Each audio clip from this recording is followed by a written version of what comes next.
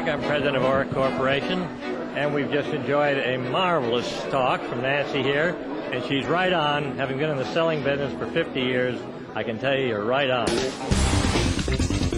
Making customers for life, and that's the name of the game. The skills and techniques are useful at any organization. We're going to take home a lot from this program. Marvelous, marvelous program. Program for life.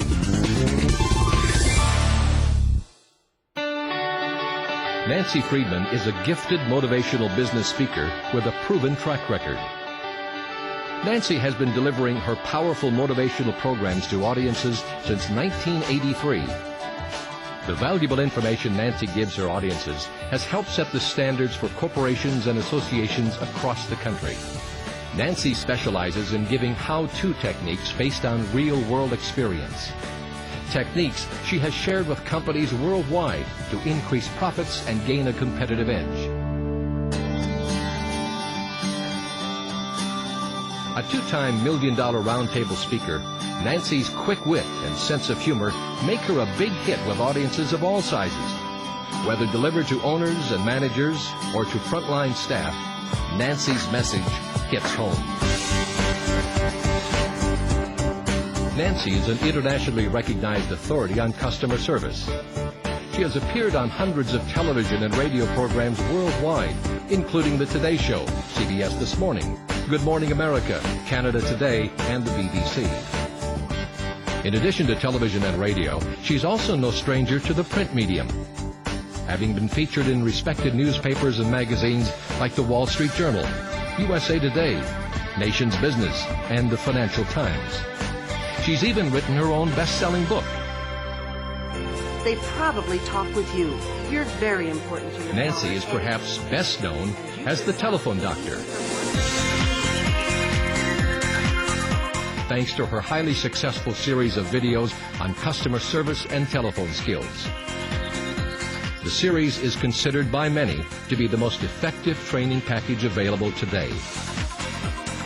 With these credentials, it's no wonder major corporations and associations around the world choose Nancy Friedman to speak at their events. And now, it's my great pleasure to introduce to you Nancy Friedman.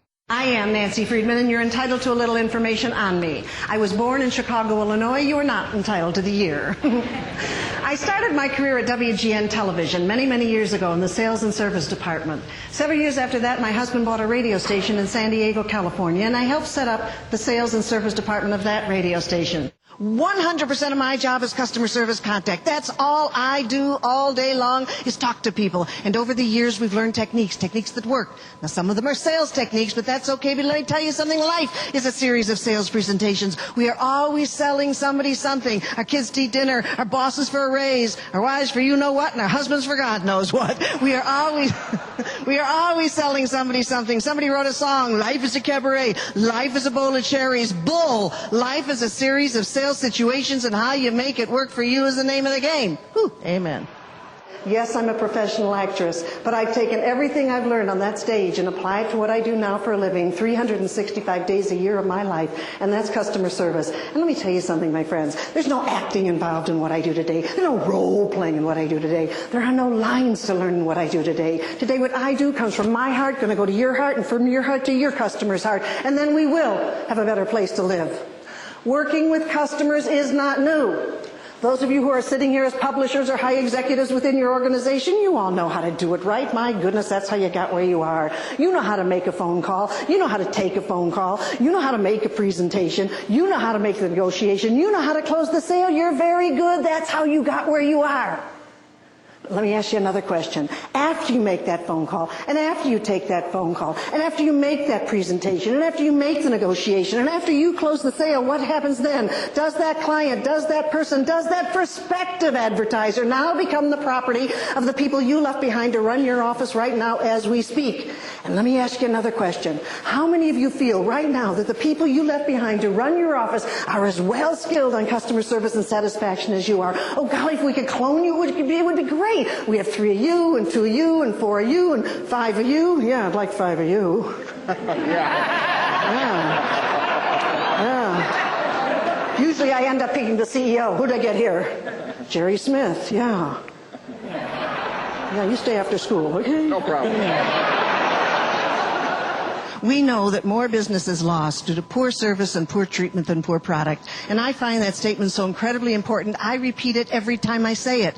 More business is lost due to poor service and poor treatment than poor product. You and the companies represented here today don't have poor product. It's how you treat the people that count. Isn't that why you go to the same place to get your hair done, to buy a suit, to get a jacket, to buy an automobile, to go to church? We like to be treated nice. We like it when people go, hi, Bob, good to see you. You look super. Hey, how's the family? Happy birthday. Say, we like it when people treat us nice. And I'll tell you something else.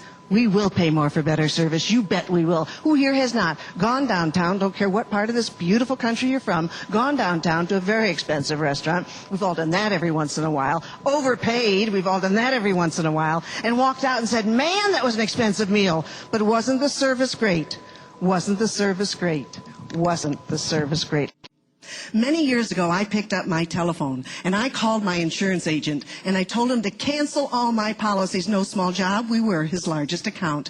I don't need to tell anybody in this room what happens when you lose your largest account. The man had coronary arrest. I heard him fall off his chair. He picked himself up, and he said, my gosh, Nancy, what happened?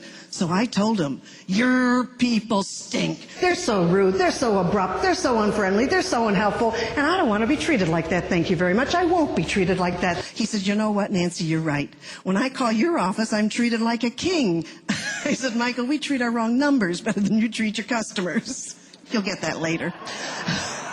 He said, would you do me a favor? I said, what's that? He said, would you come to my office and would you show my people what you guys do? Well, I don't know about anybody in this room, but when somebody reaches out to touch me, I do want to touch him back. So I said, yeah, I'll go to your office. So I went to his office out of love. It was the last time I did it out of love, let me tell you that. But I went to his office. Michael said, Nancy's going to speak with us. So I stood up in front of these 6, 17, 18 people looking at me, much like you're looking at me right now. What you gonna say? And I said, well, at our office, we say please. And one woman said, Hilda, write that down. That's a good one. And she wrote down please. I said, we say you're welcome. There's another one, Hilda, write that one down. And she wrote down you're welcome. I said, we say thank you. We say have a nice day. Well, that's what we do at our office. I don't think I spoke 15 minutes. Had another cup of coffee, had another donut. Said, thank you very much. I got to go. And I started to walk out the door. The president of the insurance company said, wait a minute, Nancy. I said, what's wrong? He said, well, nothing's wrong. I just wanted to thank you. I said, well, you're welcome. He says, no. We really learned some new things. Came home, had a drink with my husband that night. He hadn't known what I did that day. I said, Dick, let me tell you what I did today. So I told him about calling Michael and canceling the policies and the cookies and the donuts and the round table and Hilda and please and thank you. I said, Dick, as I was walking out the door, the president of the insurance company said, thank you very much. We really learned some new things, Dick, that you and I do, like breathing in and breathing out. I don't understand. And Dick looked me right in the eye and said, Nancy, don't ever be surprised. Nobody has ever shown them. The second of the 5 forbidden phrases is in memory of my father, who, when I was a little girl, I was never allowed to say a certain 4-letter word. Wasn't allowed to say that one either, Phil. I was never allowed to say I can't. My daddy would look at me and say, what's the matter, Nancy? I didn't ask you to fly. Tell me you don't want to. Tell me you don't have time. Tell me you won't. But don't you tell me you can't, Nancy, because you haven't tried. I was in a hotel much like this a while back, went in to buy a little item, took it up to the room, opened the box, and it wasn't what I wanted. So, like any other woman, I put it back in the box, took it back downstairs to the woman in the shop. It was the same woman that waited on me. And I said, you remember me? She said, mm-hmm. I said, well, when I opened this up, I saw that it wasn't what I needed, and I would like my money back. And I placed it on the counter. She said, we can't do that. I said, sure you can. Just open the drawer, give me $7.45. You can do that. She said, we can't do that. I said, what are you talking about? You can't do that. We can't do that. I said, I understand. I speak English. I don't understand what you're saying. She said, we can't do that. I said, don't tell that to me anymore. She said, you can have anything else in the store. I said, I don't want anything else in the store. I want my money back. She said, that's the only thing this woman said to me. I said, I'll tell you what. It's not what I want. Here, you keep it. And I left it there. I mean, my husband taught me years ago, only argue when you care. I couldn't have cared less. As a matter of fact, I was happy. I knew I had a story for the program. Where would this go? Where would this go? I didn't even give it a second thought. I spent more on my lipstick than I did on that dumb thing. Did the program, came down the next morning, signing out at the registration desk. The general manager comes running up to me. Mrs. Friedman. I said, yes. He said, just want to let you know we've credited your account for $7.45. I looked at him. I said, I thought you can't do that.